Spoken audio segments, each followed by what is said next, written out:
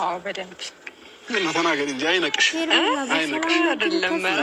አይ በደንብ ሰርፕራይዝ እናደርገዋለን ብለን እናስባለን ከዚህም በላይ እና ትናንትና ቪዲዮ ላይ ምናልባት ካያችሁ ኮሜንት ላይ በጣም ብዙ ሰው አማኑ አካውንት ይከፈትለት የሚል ሰው በሷል ምናምን ልጁ በጣም ዝምተኛ ስለሆነ ይህን ሀሳብ እኔና ሄርሚ አንድ ላይ እናስምረዋለን እና አካውንት ከፍተንለት ሰርፕራይዝ እናደርገዋለን ማለት ነው። ዛሬ አሁን ያለንበት ቦታ ላይ ጠርተነዋል፣ ይመጣል። ከአካውንትም በላይ ደግሞ ሌላው ደግሞ ሊያስደስተው የሚችለው ነገር ሙሉ የቤት እቃ የቻልኩትን አቅም የፈቀደውን ዋና የምላቸውን ነገሮች ቲቪ፣ አልጋ፣ ቤቱ ቁም ሳጥን አለው የራሱ ሌላ ያስፈልገዋል የምንላቸውን ነገሮች አብረን እንገዛለታለን ማለት ነው ፋሚሊዎቻችን። ከዛም በኋላ ደግሞ ስራ ያስፈልገዋል። ለስራም ደግሞ ይህንን ዩቲዩብ ቻናል ከፍተንለታል ማለት ነው እና ከኛ ጋር እየሆነ እኛም እያገዝ ነው ይሄን መኔም እየገባንለት ምናምን የራሱን እንግዲህ የስራ መስመር ይይዛል ማለት ነው። ይሄን በጣም አመሰግናለሁ።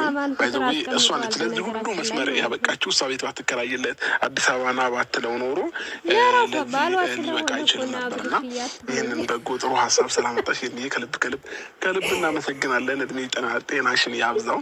በእውነት እንዳንቺ አይነት ደጋጎች ይብዙልን። ትናንትም ብያታለሁኝ እና እንግዲህ እስከሚመጣና ይህንን ነገር እስከምንነግረው ጭንቅ ብሎናል። በጣም ደስተኛ ይሆናለን ብለን ተስፋ አለን ከፈጣሪ ጋር። እስኪ እንግዲህ አማኑ መጥቶ ደግሞ የሚለን ነገር አብረን የምንሰማ ነው። እንግዲህ እኛ በዚህ ሁሉ ነገር ደግሞ ከተባበር ነው አልቀረ የሁሉ ነገር ካደረግንለት አልቀረ እናንተ ደግሞ በአንድ ነገር ታግዙናላችሁ ማለት ነው። እናንተ ታግዙ ይህንን አዲስ የከፈትንለትን ቻናል ሰብስክራይብ በማድረግ ላይክ በማድረግ ሼር በማድረግ ታግዙናላችሁ ማለት ነው። ቢያንስ በዚህ ቪዲዮ ቢያንስ ከ15,000 በላይ ሰብስክራይብ ኖሩት ልናየው እንፈልጋለን እና ሁላችሁም ሰብስክራይብ ያላደርጋችሁ ሰዎች ሰብስክራይብ አድርጋችሁት እንግዲህ አማንን ጥሩ ደረጃ ማድረስ እንፈልጋለን። የምሬን ስነግራችሁ በጣም የዋ ሰው ነው። ወንድ ልጅ ነው።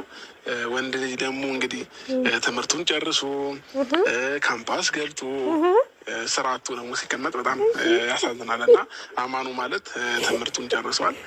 በዛ ላይ 3 ዓመት ዩኒቨርሲቲ 4 ዓመት ነው 3 ዓመት ዩኒቨርሲቲ ተምሮ ምናምን ነው እና የወጣው ስራ አላገኘም እስካሁንም ድረስ። ቡታጀራ ላይ በጣም መሩት ሌላ ነገር ውስጥ ሊገባ ሲል ነው ባለፈው መጥቶ የነበረው እዚህ ማለት ነው እና በዛ አጋጣሚ ሄርሚ ያገኘችው ሄርሚ አዲስ አበባ መግባት ከፈለግና ቤት እከራይልሃለሁ አለችው ማለት ነው።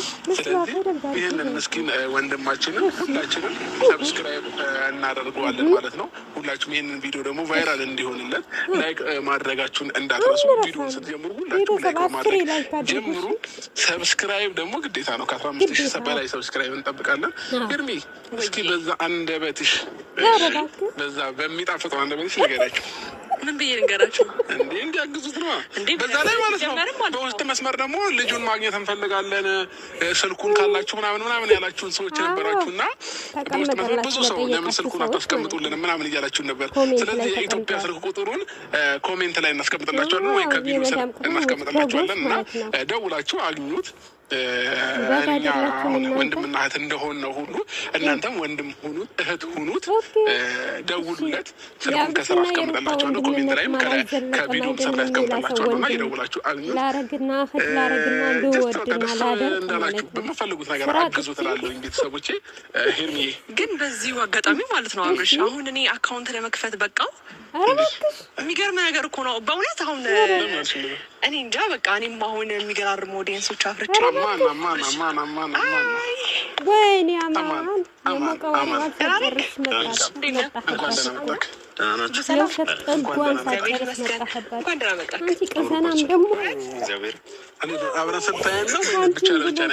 አንድ ላይ በጣም እናመሰግናለን።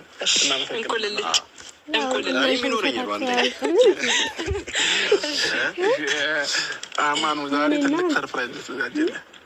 የሰሞኑ በቃ ሰርፕራይዝ በሰርፕራይዝ ነው። ትናንትና ምናምን ከትናንት ወዲያ ፕራንክ እሷን ከዛ ትናንትና የቤት ሰርፕራይዝ ዛሬ ደግሞ ይቀጥላል። ዛሬ ምን ተበዛብኝ ውለታ በዛብኝ።